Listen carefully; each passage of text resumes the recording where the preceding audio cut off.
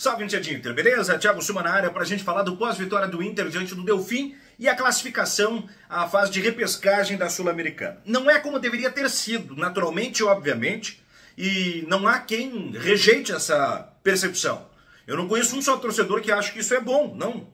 Eu não conheço nenhum só torcedor que acha que foi legal o Inter ter caído para o Juventude, não. Todo torcedor de senso crítico sabe que deveríamos ter passado diante do Juventude e ter ganho o Gauchão. Todo torcedor de senso crítico sabe que deveríamos ter passado em primeiro lugar e não ter sofrido num grupo teoricamente fácil na Sul-Americana. Mas eu vou colocar alguns ingredientes aí, tá? Por quê? Porque eu não estou falando sobre a vitória. Porque ninguém está conseguindo falar sobre a vitória num dia em que o Inter deveria falar sobre a vitória. Se fala sobre o Kudê. Por que se fala sobre o Kudê? Por dois motivos. O primeiro é porque tem um percentual da torcida que vai rejeitar o treinador ainda que tenha que fabricar motivos para isso. E depois é que isso vai ser alimentado por um segmento da imprensa, que é um segmento da imprensa que não vai descansar enquanto o Kudê não estiver mais no Inter. E aí tem assim, ó, tem o jornalista tradicional e tem o jornalista identificado. Me incomoda quando o cara diz assim, ó, não, mas o cara é identificado e faz uma campanha contra o Kudê. É porque o cara que é identificado, ele pertence a dois eixos possíveis. Um, ele é o torcedor amendoim coração do gigante, que estava na imprensa. Ou que nunca pertenceu à imprensa e só está como influencer. Porque influencer nada mais é do que um torcedor que tem uma câmera e grava. Tá? Ser jornalista é diferente. Falar sobre valor notícia, sobre critério de noticiabilidade, sobre a factualidade, fazer uma análise racional, fazer investigação, fazer uma série de elementos é diferente. Nem todo mundo que tem uma câmera e dá opinião é jornalista. Tá? Então, é um torcedor com câmera. É o cara lá que tava chamando o Kudê de filha da puta. Desculpa o palavrão. Mas esse cara tem uma câmera, grava um vídeo e aí pronto. Pode fazer o que quiser e é tratado como jornalista. Mas tem um jornalista de carreira que por muito tempo pertenceu ao veículo tradicional e agora se identificou só por um viés de mercado. E esse cara, ele tá fazendo o quê? Ele tá ainda com os seus vícios comportamentais de uma imprensa rancenta, lamacenta, tripudiante, que sabe muito bem pilotar o voo e estabilizar ele no período de crise. E o Internacional não passa por isso. Você quer falar de jornalismo? Vamos falar de fatos. O fato é que o Inter tem, durante 6 meses, 3 derrotas, 18 vitórias. Passou confortavelmente contra os adversários mais fracos na Copa do Brasil, né? Vai encarar o Juventude agora. É favorito pro jogo. Ah, mas perdeu no Gauchão. Atípico. Resultado atípico. Quem não acha que é resultado atípico é porque não entende de futebol.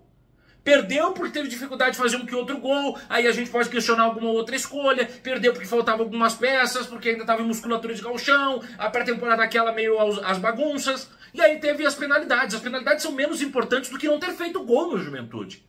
Bom, amassou o Tomaiapo e fez 2-0 magrinho. Amassou o Delfim e fez 1-0. Então mostra que o desempenho tá bom. Amassou o Cuiabá e é 1-0. Tá faltando a bola entrar. Isso sim, mas isso não é culpa de técnico. Se você acha que o técnico é responsável porque a vitória é magra, então o Tite é responsável por ter levado o Corinthians ao campeão do mundo. Porque a vitória era 1-0, 2-0, 1-0, 2-0. Havia um pragmatismo no futebol do Tite. Havia um pragmatismo no futebol do Bayern. Porque não era um time de goleadas, né? Agora, é claro que a bola tem que entrar, mas aí a culpa não é do técnico. Você tem que saber decantar o que é técnico, o que é desempenho de campo, o que é anímico, o que é tático, o que é físico. Quando você coloca tudo na mesma sacola e por fora da embalagem coloca Kudê, você é um irresponsável se você é da imprensa, né? Você é um detrator se você é da imprensa. E se você é um torcedor, você só é burro. Com todo respeito. Quer ficar brabo? Fica brabo. Mas se tu não consegue fazer a separação lógica dos segmentos do futebol, dos nichos do futebol, do que forma toda essa coisa chamada futebol, então você é muito limitado intelectualmente. E aí só vem para a rede social, para a arquibancada, e para as colunas, e para os vídeos, criar um ambiente tóxico. Que é isso que o Internacional tem vivido. E é por isso que o Alessandro Barcelos reagiu e reagiu muito bem. Necessariamente bem. E o Kudê tem reagido assim. O Kudê deveria ter um pouco mais de jogo de cintura, sim. Porque os homens públicos e as mulheres públicas estão expostos à criticidade. Mas a criticidade não pode passar a ser uma perseguição. Porque ninguém trabalha racionalmente abaixo de perseguição. Tem jornalista que reage, e eu sou um deles. Quando eu sou atacado, vilipendiado, agredido muitas vezes na internet, vou lá, o cara me chamou de filho da puta, eu chamo ele. Por que ele tem direito e eu não? Então o Kudê tem direito de reagir. Ele está sendo ofendido na dignidade pessoal. E o pior, entregando o resultado. Mesmo que não tivesse, não seria justo. Mas o pior é que está entregando. Nós estamos diante de um cenário em que o Grêmio empatou com o lanterna do seu grupo e vai pegar o Fluminense, tá bem? Então, jogando em casa, com toda aquela patota de jogar num Olímpico do tempo moderno em Curitiba, né? E o Inter venceu o seu adversário. E nós estamos criando uma crise. Quando a crise deveria talvez estar do lado de lá.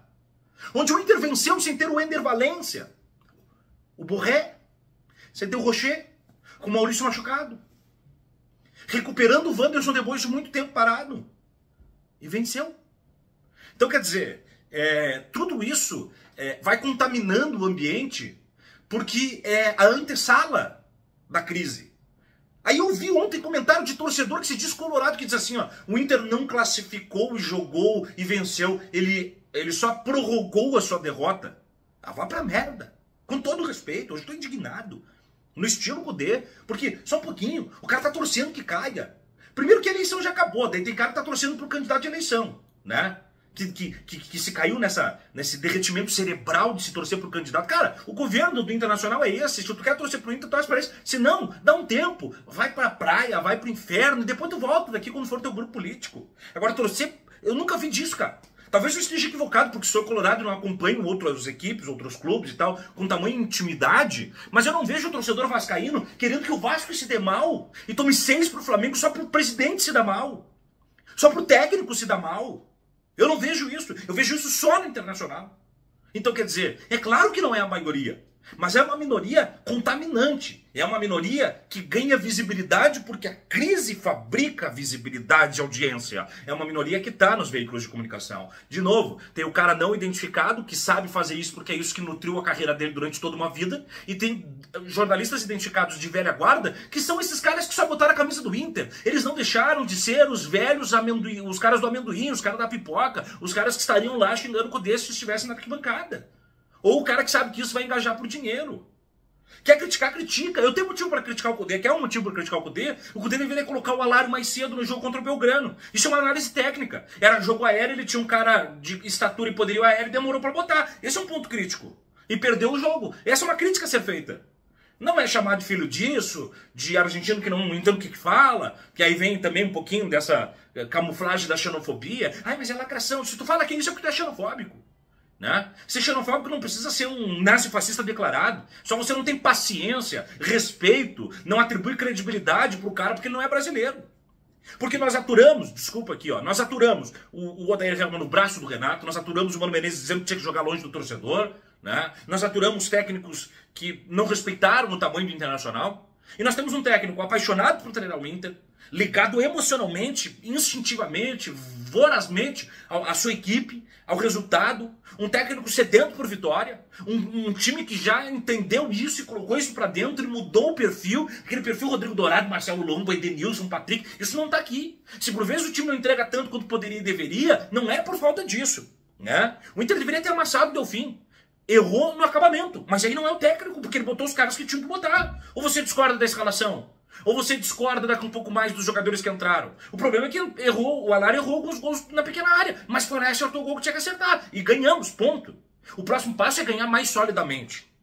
Talvez nós estejamos mimados a ponto de achar que o Inter vai esmagar qualquer cara. E também mimado a achar que adversário que importa é só o adversário que nós perdemos. Porque perder pro Juventude é um fracasso retumbante. E não ganhar a bosta do Gauchão é um fracasso retumbante. Mas seguir na Copa do Brasil faturando dinheiro e avançando, seguir na Sul-Americana com chance muito boa de ser campeão ainda. E por que não? Porque se o Inter tá nessa situação, o Boca Juniors também tá nessa situação, né? O Independente Medellín cai por uma fase agora nessa mesma situação. O Suco lá, o Del Valle, o Independente Del Valle, né? Que é um time cantado em verso e prosa aí. Porque o Atlético Paranaense, que arrancou bem no Campeonato Brasileiro, está nessa situação. Né? O Corinthians está nessa situação. E aí no Campeonato Brasileiro, o Inter tem um resultado questionável. O resto todos são resultados completamente satisfatórios.